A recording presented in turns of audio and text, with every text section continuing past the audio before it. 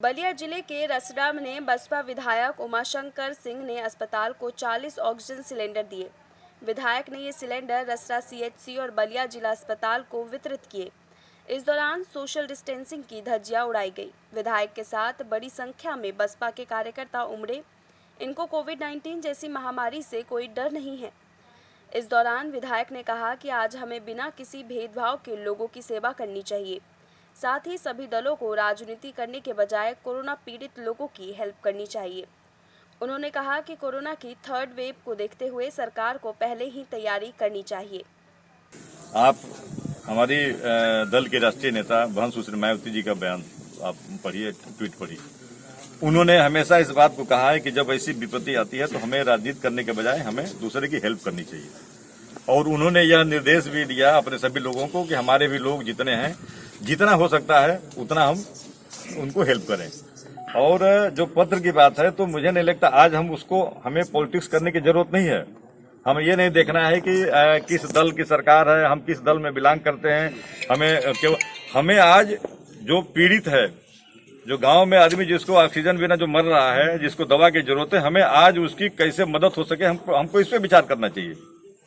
आज हमें वह पूरी प्रक्रिया बताने में अब आप उम्मीद नहीं करेंगे कि इतने सिलेंडर हमें कलेक्ट करने में कितना टाइम लगा होगा। मैं जानता हूं हम और आप, हम लोग कभी मान लिया जितनी भी मेरी उम्र हुई है, हम लोग कभी न ऐसा देखे थे, न ऐसा सोच भी नहीं सकते थे। और जो आपके भारत की जो हेल्थ व्यवस्था है, अब वह आप भी जानते हैं, हमसे बड़े बड़े संपन्न देश के भी लोग उनको सड़क पे हॉस्पिटल बनाना पड़ा। इटली जैसे लोगों को माने हेल्थ के माने में वर्ल्ड में सबसे मतलब फुल ऑक्युपाई माना जाता है, उनको भी सड़क पे हॉस्पिटल बनाना पड़ा। तो यह जब परेशानियां आती हैं तो नो डाउट इसमें हमको वह कमी खोजने के बजाय फिलहाल उसमें हम सबको लग करके मदद करें। आगे फिर कैसे इसमें हम फेल ना हो, हमें उसकी तैयारी करनी चाहिए। ये जरूर है कि हमारे देश से एक ये लापरवाही हुई है और किसी को अंदेशा भी नहीं था, उसको तो बताएंगे। लेकिन जो हमारे हायर लेवल के लोग हैं, जिनकी पूरी अपनी टीम है, जिनके अपने वो है मतलब थिंक टैंक रखे हैं लोग, वो सब एडवाइज करते हैं, वैज्ञानिक हैं जो बताते हैं कि अब ये हो सकता है।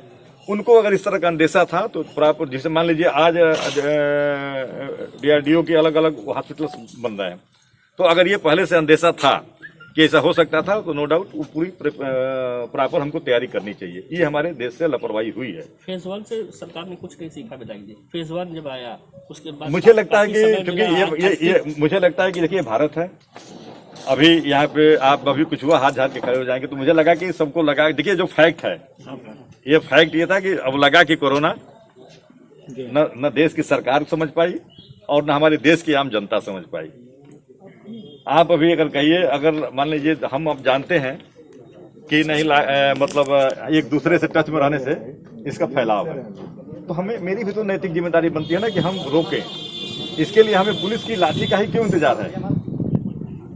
आप बताइए ना, मैंने पुलिस की लाठी का क्यों इंतजार है? हम लोग समय समय पे कह रहे हैं, तो एक हम लोग भी एक उसका मैंने कहने का मतलब कि जो जिस रूप में जिसकी सहभागिता हो, आम आदमी की भी अगर सहभागिता है कि नहीं हमें भाई एक दूसरे को मतलब एडवाइज करके दूरी बना के रखना है, हम लोग कम मिले जुले, जहाँ जरूरत ना हो वहाँ न मने जाएं, काम करके निकलें, तो बेहतर है कि उसको हम लोग रोक सकते हैं।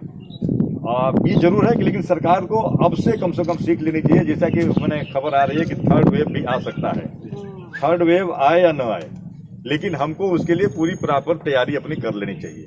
हमको ये नहीं है, बल्कि कुछ और मदों में तमाम ऐसे मद हैं जिसमें गवर्नमेंट के जो पैसे खर्च हो रहे हैं, जिन मदों में का सीधा पब्लिक से कोई मतलब सीधा फायदा नहीं है, वैसे मदों को काट करके हमें हेल्थ सिस्टम को डेवलप करना चाहिए और इसको बढ़ाना चाहिए, ताकि हमारे पास अगर थर्ड वेव भी आए तो हम निश्चित रूप से उसको हम उस पर विजय पा सकें।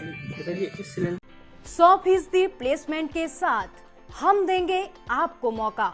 Live 24 media institute, admission open.